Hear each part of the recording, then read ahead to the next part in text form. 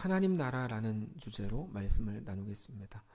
우리가 그리스도인이 된 가장 중요한 특징이 있다면 그것은 우리의 시선이 달라지는 것입니다.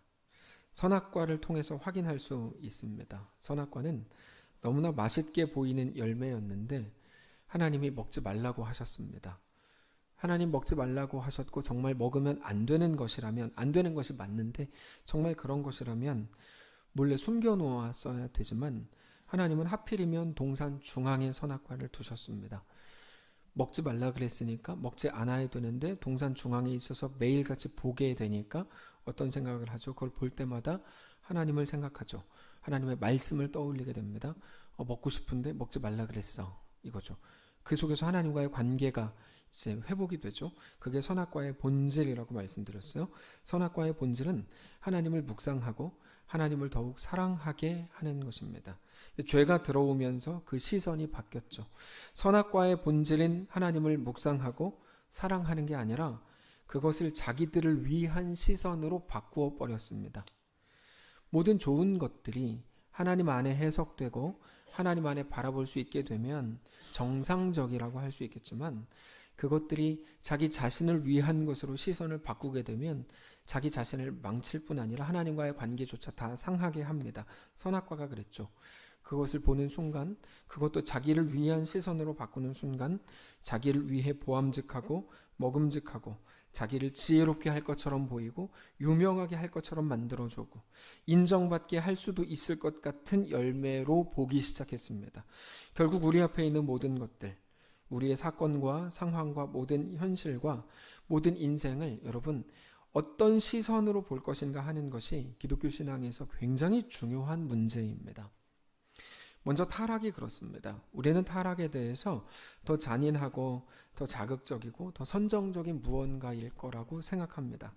그러나 성경에서 말씀하시는 타락은 그런 게 아닙니다. 성경에서 말씀하시는 타락은 하나님을 떠나 있는 겁니다.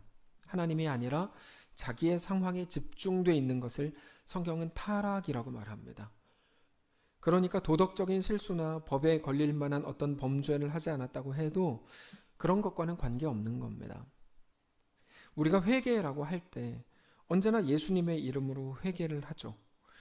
예수님의 보혈로만 내 죄가 씻긴다는 것을 알고 믿기 때문에 예수의 이름으로 우리는 회개를 하는 겁니다. 근데 우리가 불평한 것, 감사하지 못한 그런 것 때문에 예수님이 십자가에서 죽으신 게 아닌 것을 우리는 잘 알고 있습니다. 그런 것들로 회개할 거리가 되지 못한다는 말입니다. 여러분 잘 들으시고 잘 이해하셔야 됩니다. 감사가 부족하셨어요? 그건 회개할 일이 아니고 감사를 하시면 될 문제입니다. 불평하셨어요? 화를 줄이시면 됩니다. 뒷담화를 하지 않으시면 됩니다. 그게 뭐라고 그런 걸 갖고 회개를 하고 계세요? 그러나 우리가 정말 회개해야 될 문제는 따로 있습니다. 오직 이 땅, 눈에 보이는 거, 우리의 감각에 사로잡혀 살아가는 모든 것들에서 우리는 돌이켜야 됩니다. 지금 내 눈앞에 있는 것을 얻어내기만 하면 건강일 수도 있겠고 돈이나 관계이나 이름이나 명예일 텐데 정말 그러면 내 삶에 안심이 생기고 그것만 얻으면 내가 원하는 삶을 살 수 있을 거라고 착각하는 그 불신앙이 우리 죄의 본질입니다. 우리 죄는 지난주에 누구 뒷담화한 거 이게 죄가 아니고 그건 뒷담화 하지 마세요. 그거 예쁜 짓도 아니고 즐거운 짓도 즐거울 수는 있지만 좋은 것도 아니에요. 그거는 줄이시면 돼요. 근데 우리가 예수 그리스도의 보혈로 우리 죄를 씻어야 될 그 죄의 본질은 전혀 다른 부분에 있다는 거예요. 믿음 없음 죄인 거죠. 바로 거기가 하나님의 진노의 지점이라고 예레미야를 통해서 이미 여러 차례 말씀을 드렸습니다. 하나님의 진노의 지점이 우리의 죄인데 우리가 돌이켜야 될 지점이 바로 그 지점인 겁니다. 교회를 빠진 문제가 아니라 여러분 교회 빠지고 놀러 다니지 좀 마십시오. 근데 교회 빠진 문제가 아니고 왜 하나님을 믿는다고 하면서 세상 사람들이 걷는 방식으로 세상 사람들이 목표로 하는 그거를 하나님 없이 살아가냐는 겁니다. 그게 하나님께서 성경을 통해 계속해서 말씀하시는 겁니다. 왜 그러냐는 거죠 도대체. 믿음이 있다고 하면서 왜 믿음 없는 사람들과 같은 길로 가냐는 거죠. 왜 성도가 하나님 모르는 사람들과 같은 믿음으로 살아가냐. 이게 타락이라는 겁니다. 근데 그런 성경적인 말은 하나도 없이 그냥 이 땅에 속한 것, 도덕적인 결함과 실수를 가지고 죄다 정죄하고 비난하는 게 전부라면 그건 겉으로만 기독교라는 이름을 가진 거고 돌이킬 방법이 없는 겁니다. 뭐가 죄인지조차 모르는데 어떻게 돌이킵니까? 안 그래요? 뭐가 죄인지를 알아야 거기서 돌이킬 거 아니에요. 그래서 그게 회개가 되고 그게 하나님 앞에서의 존귀함이 될 건데 뭐가 돌이킴의 지점인지조차 모르니까 매일 이상한 회개를 하고 있고 그러다 보니까 돌이킴이 없이 그냥 살아가는 거죠.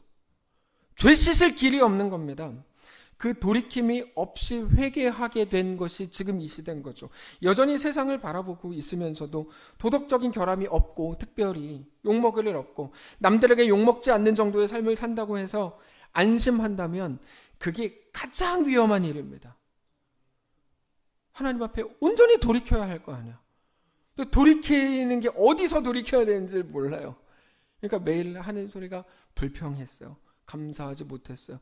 뒷담화했어요. 여러분 그런 게 아니라고요. 하나님의 관심, 하나님의 마음은 전혀 알지 못하는 상황인 것은 너무 답답한 노릇이죠. 우리는 무엇이 생명인지 무엇이 하나님의 백성의 삶인지를 알아야 합니다. 노아를 소개했죠. 성경에서. 모두가 자기 눈에 좋아 보이는 대로 따라가더라. 뉴스에 나오는 대로 그게 전부인 줄 알고 따라가더라. 여기서 말하는 뉴스는 비유이고 그런 거지 실제를 말하는 건 아닙니다. 그러더라.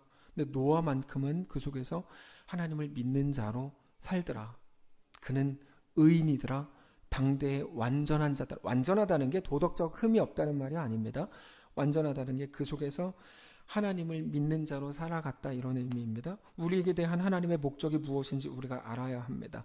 결국에 영원한 하나님 나라에서 영원히 살게 될 나라는 존재가 어쩌면 불편하고 힘들고 고생스러운 이 땅을 살아야 하는 이유에 대해서 우리는 깊이 생각할 수 있어야 하는 겁니다.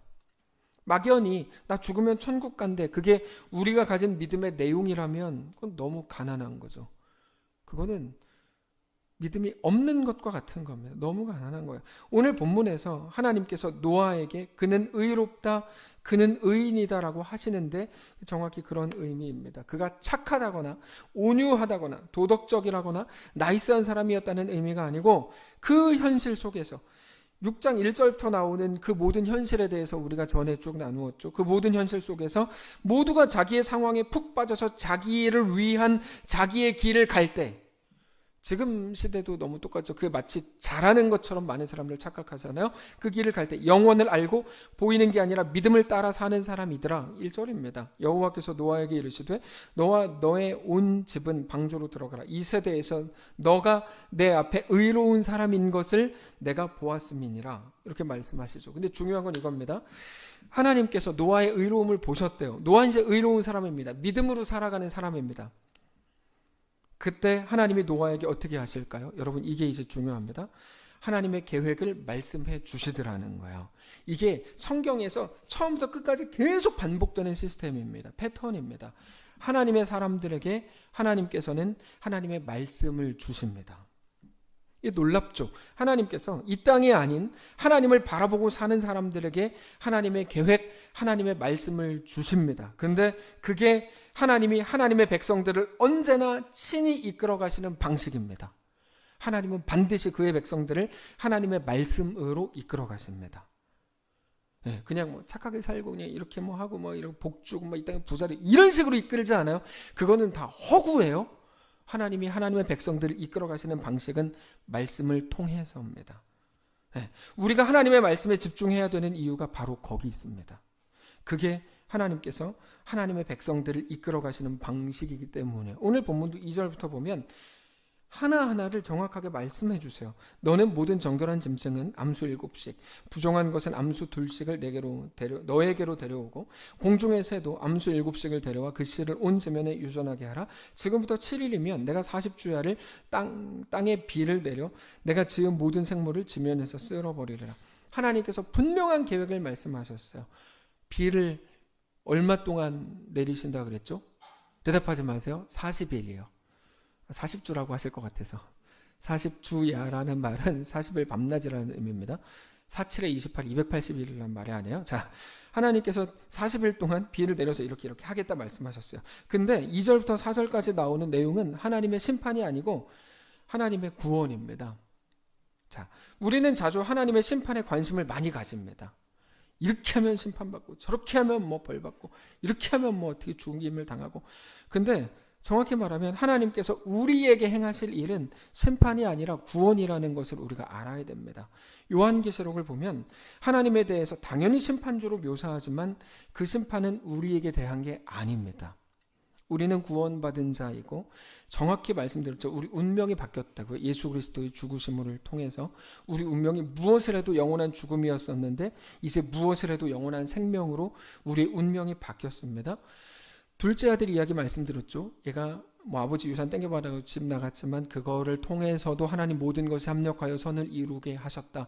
말씀을 여러 차례 드렸어요. 하나님은 우리에게 심판자가 아니라 구원자인 것을 알아야 됩니다. 근데 아멘 해주셔서 감사합니다. 근데 우리가 잘 몰라서 요한복음 3장 16절 이렇게 말씀하셨는데, 자, 요한복음 3장 16절 혹시 외우시죠? 한번 해볼까요? 일부 예배 때 보니까 이따가 얘기할게요. 자, 우리 한번 외워보겠습니다. 요한복음 3장 16절 시작.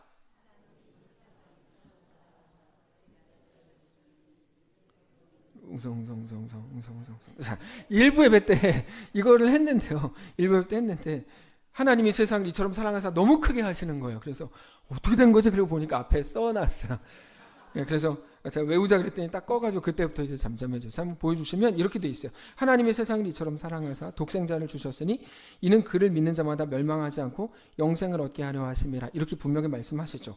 하나님께서 우리에게 대한 하나님의 목적은 구원과 영생이라는 말이에요.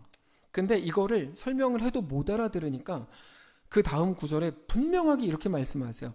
요한복음 3장의 핵심은 16절이 아니라 17절입니다. 근데 누군가가 노래를 16절로 만들어가지고 16절을 우리가 외우는 건데, 여러분 정확히 말씀을 신학적으로 드리면 3장 17절이 핵심이에요. 17절 이렇게 써 있어요. 하나님이 그 아들을 세상에 보내신 것은 세상을 심판하려 하심이 아니요 그로 말미암아 세상이 구원을 받게 하려 하심이라. 오늘 본문이 바로 그 내용입니다. 무슨 말이냐면 하나님께서 노아를 통해서 새로운 세상을 이루어 보도록 하실 작정이었던 거예요. 세상을 구원하시기로 한 거죠. 그래서 방주를 짓고 노아의 가족들과 다른 짐승들 한 쌍씩을 살게 하신 겁니다. 그게 하나님의 계획이셨습니다. 여기까지 이해되시죠? 자, 여기까지 정리해 볼게요. 하나님께서는 하나님의 백성을 하나님의 말씀으로 이끌어 가십니다. 말씀은 지침입니다. 말씀은 도덕적 교훈이 아닙니다. 말씀은 도덕적 교훈이 아니에요. 사람들에게 감동을 주는 어떤 좋은 메시지도 아니에요. 하나님께서 오늘 나를 어떻게 이끄실 것인지를 알려주시는 거고, 말씀은. 그래서 말씀은 우리의 등불이 되는 거고 우리의 표대가 되는 겁니다. 자, 그래서 설교는 저는 좋은 말을 하는 시간이 아니고 이번 주에는 어떤 좋은 말을 할까? 이게 아니고 그거 웃기고 있는 거예요. 제가 그 고민을 한다면 그게 아니고 성경을 통해서 주시는 하나님의 말씀을 있는 그대로 정직하게 외치는 것이 설교입니다. 자, 하나님이 무엇을 하라고, 그래서 설교라고 하는 말을 구약시대는 선지라고, 피라는 의미가 아니고 미리 안 사람이라는 의미의 선지자, 선견자, 미리 본 자, 같은 말로 예언자, 그거를 설교라고 말하는 겁니다. 같은 의미들로 쓰는 거거든요. 하나님이 뭐를 하라고 하시는지, 하나님의 이끄심이 무엇인지를 함께 알아야 하기 때문입니다. 그래야 그 길로 우리가 걸을 수 있기 때문인 거죠. 여기까지 이해가 되시죠? 그렇게 노아가 하나님의 말씀을 들었어요. 하나님의 계획과 이끄심에 대해서 정확히 들었어요. 하나님 이렇게 하실 거래요.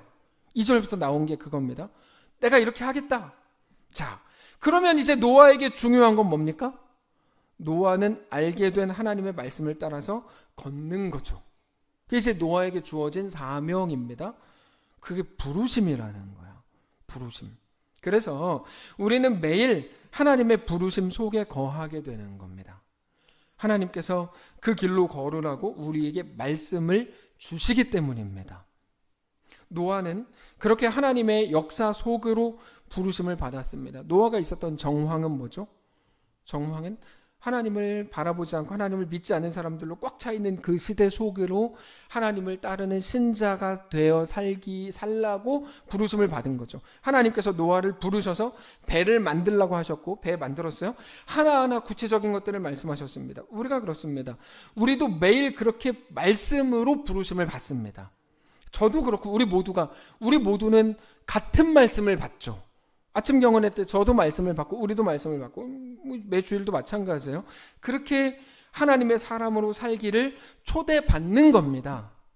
순종이라고 할 때 목사의 말을 순종 뭐하러 합니까? 이제까지도 안 하셨지만 앞으로도 하실 필요 없어요. 제 말 왜 그러세요? 여러분 목사의 말을 순종하지 마시고 하나님의 말씀을 순종하세요. 선포되는 말씀에 순종하시면 돼요. 예. 목사가 뭐라고 제 말에 순종해요. 하지도 않으시지만 앞으로도 그러실 필요 없어요. 이제까지 잘 해오셨어요. 그렇게 하세요. 하나님의 말씀에 제가 비아냥거린 것처럼 했네. 죄송합니다. 근데 하나님의 말씀에 순종하세요. 그게 정상적이에요.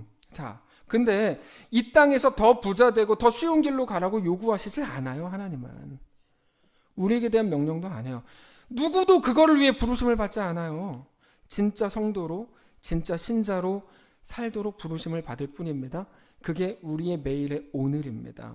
노아는 하나님의 그 모든 말씀을 들었을 때 하나님의 이끄심에 대해서 온전히 순종하기로 합니다. 5절입니다. 노아가 여호와께서 자기에게 명하신 대로 다 준행하였더라.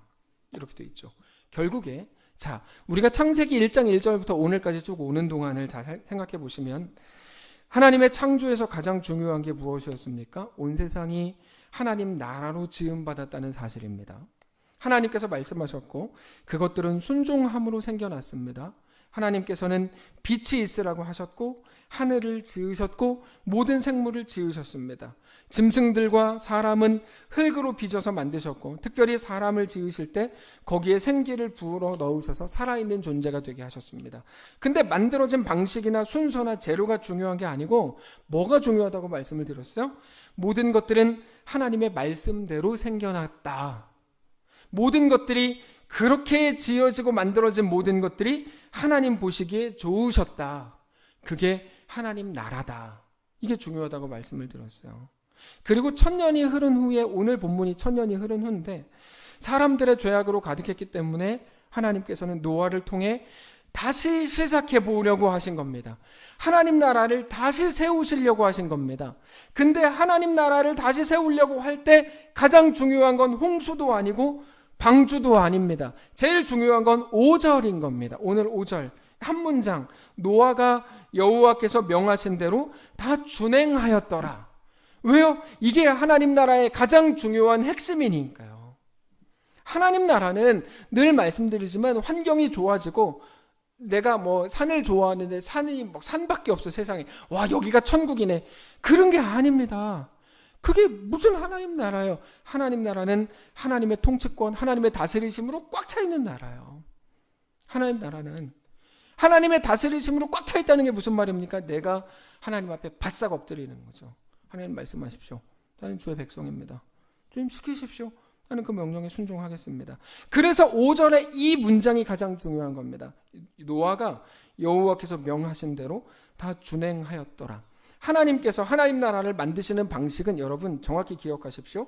다른 게 아니라 오로지 이 순종입니다. 하나님의 사람이 하나님께 순종하고 충성하는 것, 하나님의 말씀대로 그저 행하는 게 가장 중요한 겁니다. 왜냐하면 그게 하나님 나라이기 때문입니다. 우리는 하나님 나라가 우리 가운데 임하기를 원한다고 늘 습관처럼 말합니다. 하나님 나라가 뭔데요? 하나님 나라는 하나님의 통치권, 하나님의 다스리심으로 꽉 차 있는 나라입니다. 하나님의 다스리심으로 꽉 차려면 우리가 하나님 말씀 앞에 온전히 순종하는 것 밖에는 그 방법이 없습니다. 우리의 사는 집이 궁궐이 되는 게 하나님 나라가 아닙니다. 찬송가 438장인가요? 뭐죠? 초막이나 궁궐이나 내 주 예수 모신 곳이 그 어디나 하늘나라. 이게 정확한 고백인 거죠.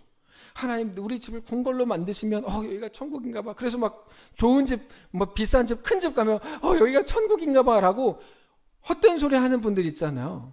된 소리, 헛소리 하는 분들. 근데 이제 그거는 하나님 나라가 그게 어떻게 하나님 나라예요? 그게 어떻게 천국이냐고. 어떻게 기독교인들이 그런 표현을 씁니까? 저는 기독교인들이 그런 표현 쓰는 거에 대해서 정말 매일 경악하는데 거의 매주 만나요. 하여튼 뭐 좀만 좋은 집 보면 여기가 천국인가 봐. 뭐 좋은 차 이게 천국인가 봐. 천국을 기독교를 모욕하는 거다. 저는 항상 그렇게 생각하는데 싸울까 봐 뭐라고는 못하죠. 저는 겁쟁이니까. 근데 여러분 그건 천국이 아니에요. 그게 어떻게 천국이에요? 천국이 아니죠. 하나님의 다스리심으로 꽉 차 있는 나라가 천국입니다. 하나님 나라가 임한다는 말은 이제부터 우리가 하는 모든 일이 다 잘 풀린다는 말도 아니고 모두가 우리 권세에 껌뻑 죽게 된다는 말도 아닙니다. 하나님 나라가 임한다는 말은 다른 누군가, 내 주변에 있는 누군가에 관한 말이 아니고 오직 우리 자신에 관한 말입니다. 우리가 하나님 말씀 앞에, 다스리심 앞에, 그 부르심 앞에 네 하고 순종하는 것을 말하는 겁니다. 하나님의 뜻 앞에서 자기의 뜻을 꺾는 것만이 하나님 나라를 소망하는 우리에게 요구된 일이라는 사실을 기억하셔야 됩니다. 그래서 성경에서 죄에 대한 또 다른 표현이 뭐냐면 완악함이에요. 죄랑 같은 말이에요. 완악함. 재밌죠? 죄랑 완악함이랑 무슨 상관입니까? 근데 같은 말이에요. 그거는 단지 고집이 있다, 성격이 참 세다 이런 의미가 아닙니다. 완악함은 하나님의 뜻 앞에서 자기의 뜻을 꺾지 않는 것을 말합니다. 이게 완악함입니다. 예를 들면 홍해 앞에 서 있었던 이스라엘 백성들 중 일부 막 손가락질하고 막 때려 죽으려고 그랬잖아요. 그러면서 막 여기로 이끌었냐 막 욕하고 막 삿대질하고 별짓 다 했잖아요. 그런 거죠. 가나안 땅을 정탐, 사실 그 정탐과 관광이 히브리어로 같은 말이라고 말씀을 드렸죠. 예전에 관광 보내라고 하나님께서 그랬더니 모세가 잘못 알아듣고 정탐을 보냈어요. 그래서 정탐 갔다 온 사람들이 12명 중에 10명이 그들은 네피림 같고 너무 무섭고 우리가 들어갈 땅이 못 된다 이렇게 얘기했거든요. 그때 이스라엘 온 사람 백성들이 막 엉엉 울고 난리 났어요. 하나님한테 속았다, 잘못 왔다, 뭐 난리가 났어요. 그래서 이제 그때부터 뺑뺑이를 40년 동안 놀게 된 건데, 근데 그때 단 2명 여호수아와 갈렙만큼은 다른 소리를 했죠. 하나님이 주신다 그랬으면 주는 거지. 지금 무슨 소리 하고 있냐? 야, 여기 못 들어간다. 가나 여기 안 된다. 안 갈 거야. 가나 막 그러고 난리 났을 때 하나님 주신다 그러면 주는 거지. 무슨 소리 하냐? 계속 이 말 다툼이 있었던 거죠. 완악함은 하나님의 뜻 앞에서 자기의 뜻을 꺾지 않는 거를 말해요. 내 눈에 보기에 이게 옳은 것 같고 모든 사람 그렇게 얘기하니까, 직장에 있는 사람 다 그렇게 얘기하니까 그게 맞는 것 같죠. 그럴듯한 모든 이유로 인해서 하나님의 이끄심과 하나님의 요구에 대해서 거부하는 겁니다. 이런 거죠. 하나님 배를 만들려고 그러세요. 왜 하필이면 지금입니까? 뭐 이런 거죠. 왜 하필이면 지금? 더 좋은 방법이 있지 않겠습니까? 라고 말하고 싶은 거예요. 우리가 하는 모든 사역과 하나님의 행하심과 하나님의 이끄심에 대해서 뭔가 이제 하여튼 들어가기 시작하는 거죠. 왜 꼭 이렇게 하는 거야? 왜 저것밖에 못해? 이런 말이 이제 나오기 시작하는 거야. 근데 그게 무서운 게 뭐냐면 사람에 대한 비난이 아니고, 여러분 잘 기억하셔야 돼요. 하나님 나라, 하나님의 이루심, 하나님의 행하심을 막아서고 있다는 게 너무 무서운 거예요.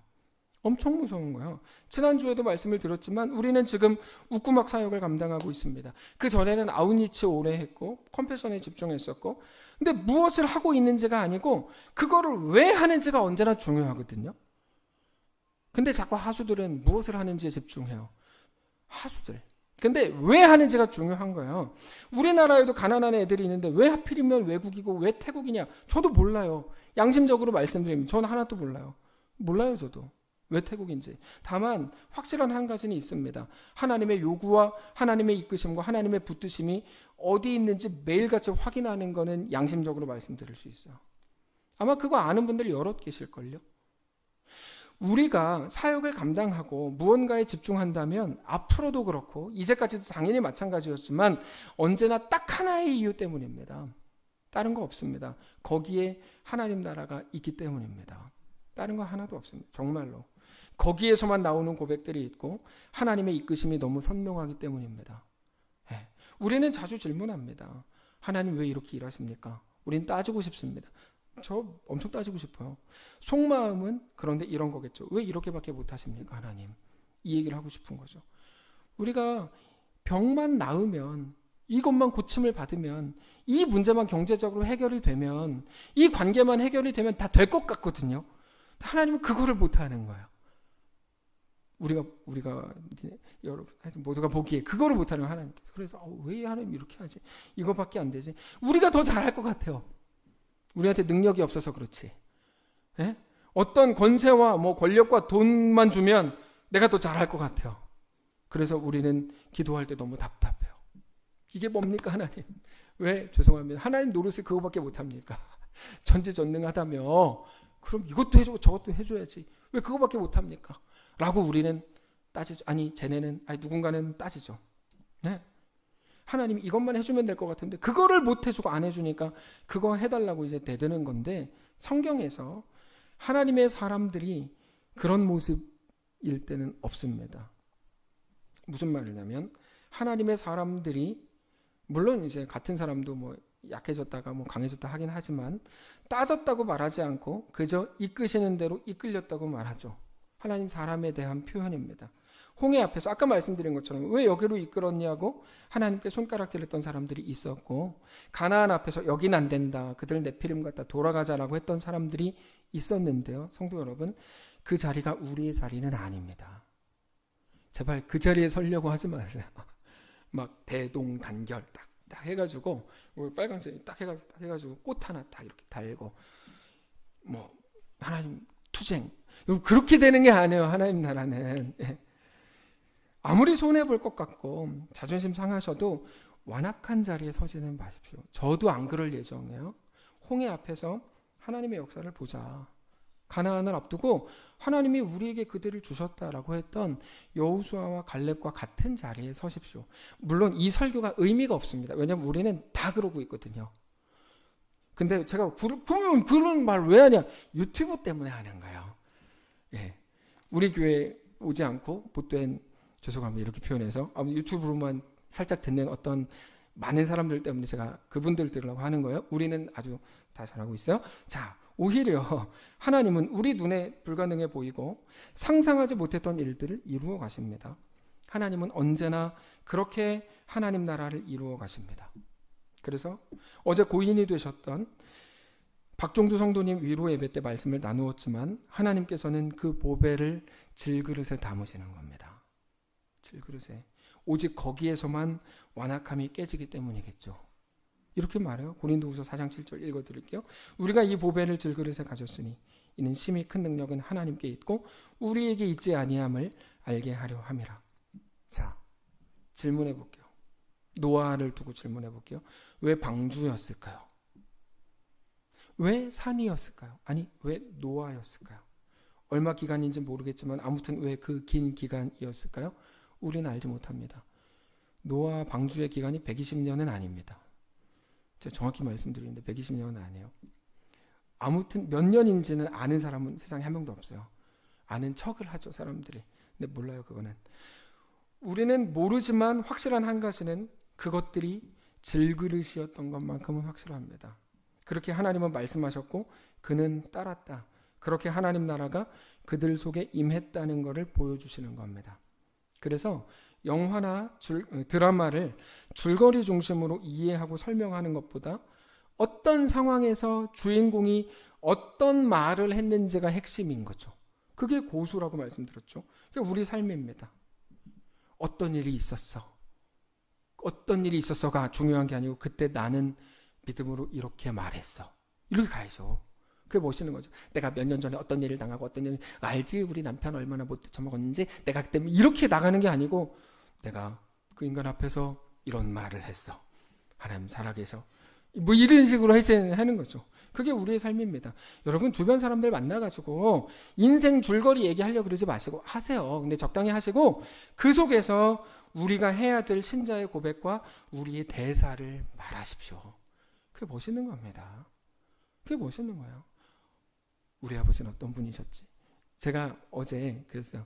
제 아이에게, 죄송합니다 쓸데없는 소리라, 제 아이에게 아버지는 말하셨지 인생을 즐겨라 그랬더니 제 아이가 어머니는 말하셨지 짜장면이 싫다고 이렇게 이제 말을 해서 천재다 이렇게 생각을 했는데, 아무튼 그런 거죠. 하나님 나라는 바로 그렇습니다. 우리가 모든 상황 속에서 하나님 앞에 엎드리는 겁니다. 순종하는 자로 말하고 그렇게 서는 겁니다. 근데 그게 우리의 가정이어야 합니다. 자, 우리는 자주 생각합니다. 왜 나는 더 좋은 유전자를 받지 못했을까? 내가 더 부잣집에 태어났으면 얼마나 좋았을까? 왜 얼굴은 이 모양일까? 왜 물만 먹어도 살이 찌는 체질일까? 왜 동양, 그것도 한국에서 태어난 걸까? 우리 가정은, 우리 부모님은, 우리 자녀는 왜 그런 걸까? 여러분, 이 모든 것들을 말씀에 비추어 보면 보이는 게 있으실 겁니다. 왜 그 모양인 게 아니고요. 하나님은 우리를 그 속으로 들여보내서 살라고 하신 겁니다. 근데 살기는커녕 매일 우리 부모님 바꿔주세요. 우리 자식 바꿔주세요. 이것만 하고 있었던 거예요. 살 생각은 안 하고. 우리 믿음은 깨달음으로 이루어지지 않습니다.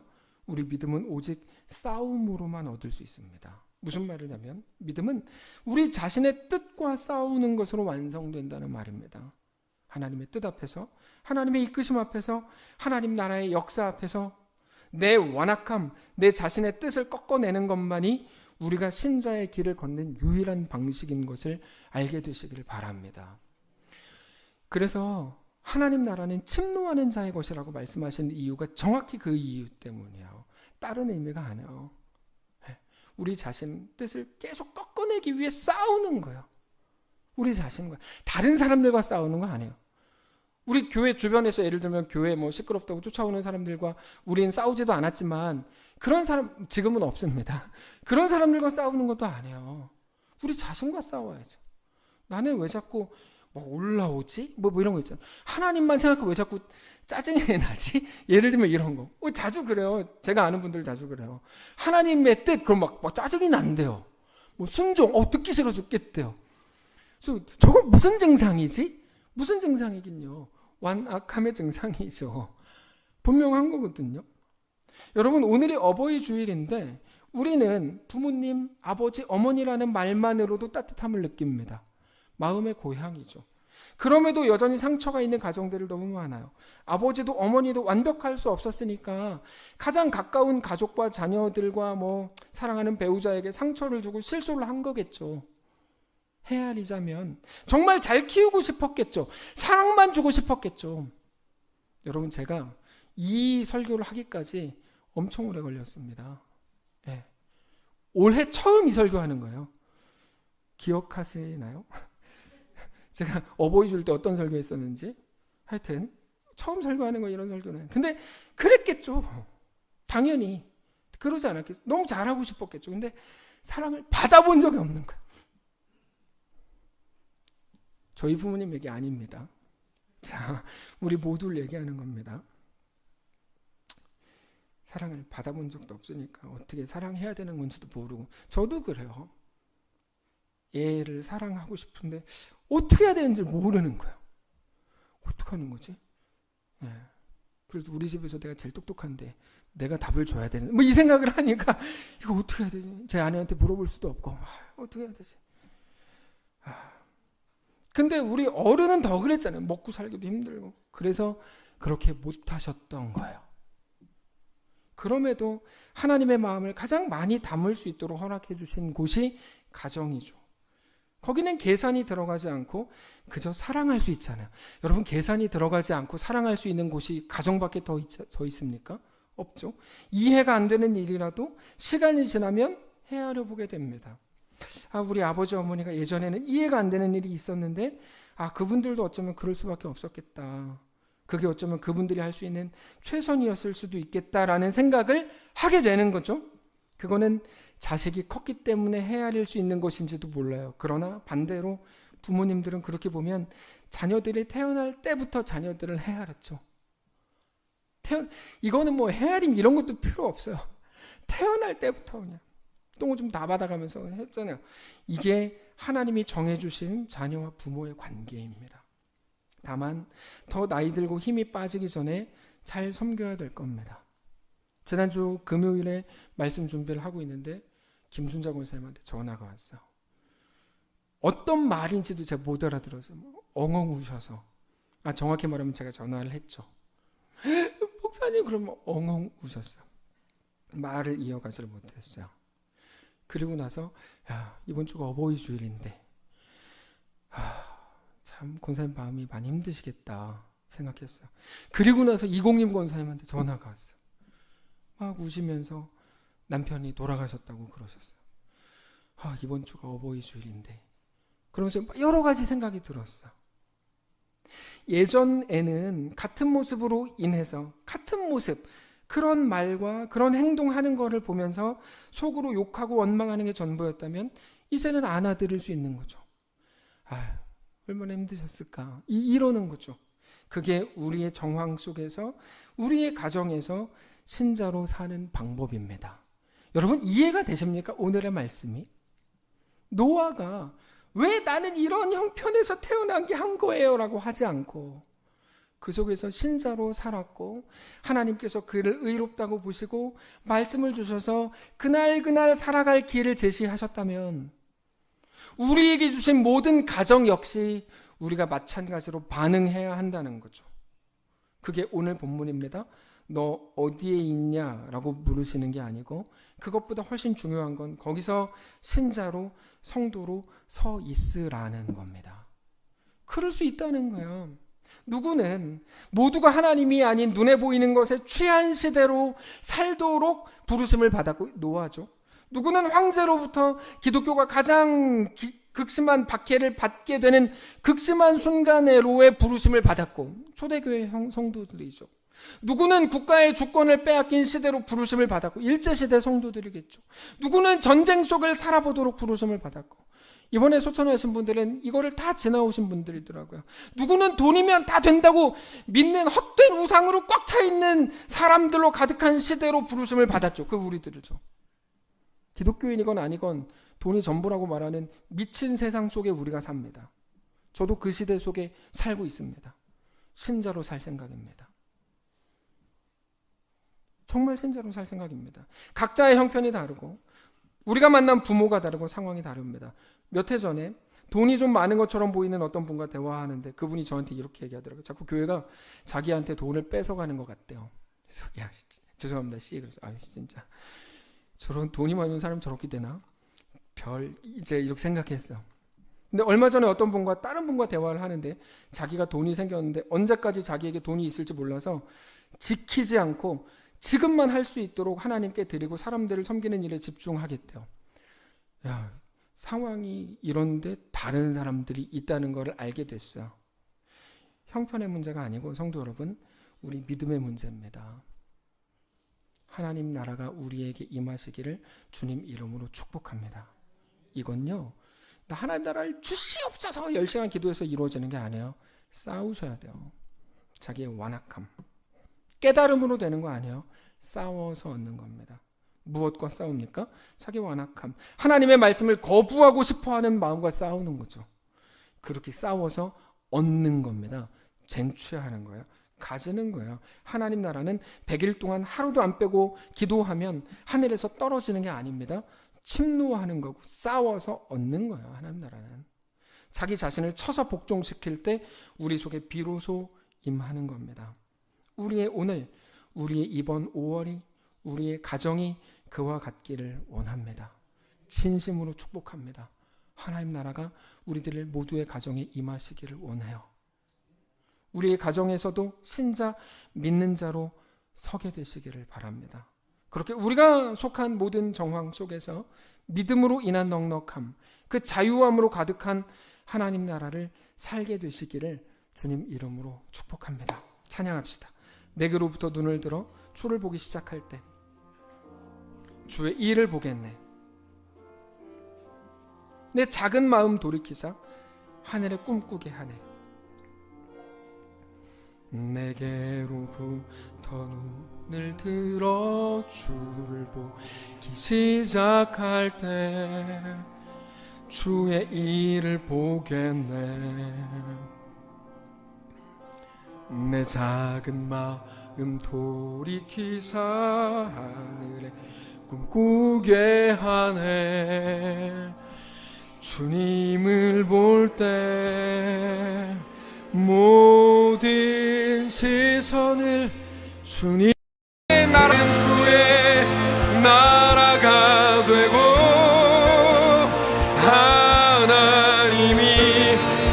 잡고 고백합니다. 모든 시선을 주님께 드리고, 모든 시선이 주님께 드리고, 살아계신 하나님을 느낄 때, 살아계신 하나님을 느낄 때 내 삶은 주의 역사가 되고, 주의 역사가 되고, 하나님이 일하기. 조용히 고백합시다.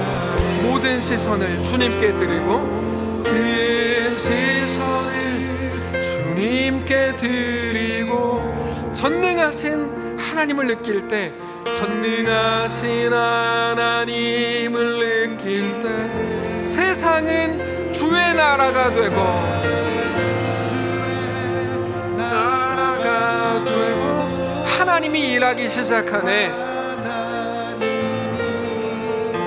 일하기 시작하네.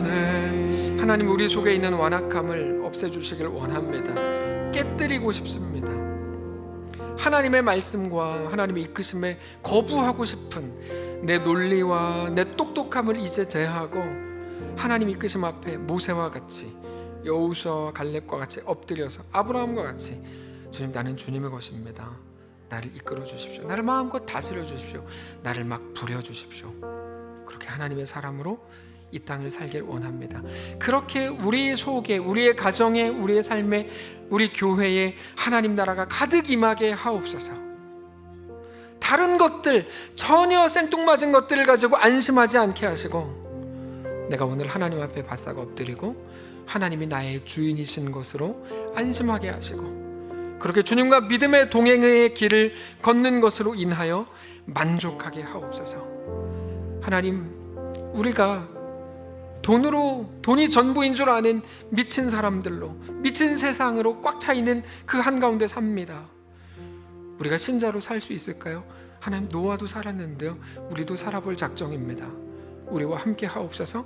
하나님만 우리의 왕이요 전능자이신 것을 믿음으로 고백하는 사랑하는 교회, 가정, 사랑하는 모든 성도를 다 되도록 축복해 주시옵소서. 우리들의 가정, 우리 어버이들을 주셨으니 감사합니다. 하나님, 건강하게 하시고 노년이 복되고 아름답게 하시고, 하나님 총명하게 하시고, 주 앞에 가는 그 순간까지 가장 아름답고 존귀하고 영광스럽게 살게 하옵소서. 주님만을 믿음으로 바라보게 하시고, 모든 자손들과 모든 주변의 지인들에게 칭찬받고 존경받는 분들로 다 서도록 축복하시옵소서. 건강하게 하시고, 하나님, 그들의 모든 삶과 생각과 마음을 지키셔서 성령으로 늘 붙들어 주시고 동행하여 주옵소서. 우리와 함께 하시길 간절히 소원하며 살아계신 우리 주 예수님의 이름으로 기도합니다. 아멘. 이제는 우리 구주 예수 그리스도의 은혜와 하나님 아버지의 다함없는 사랑과 성령의 교통인도 역사 위로 함께 하심의 은사가 이 시간 주를 바라보며 예수 안에 허락된 그 길을 믿음으로 걷기를 소원하는 사랑하는 모든 성도를 머리머리 위에 하나님 나라를 소유하고 하나님 나라 안에 살기를 소원하고 그렇게 작정하는 모든 성도들, 그들의 가정, 그들의 자녀들, 그들의 생업과 사랑하는 이 교회 위에 이제로부터 영원까지 함께 계실지어다. 아멘.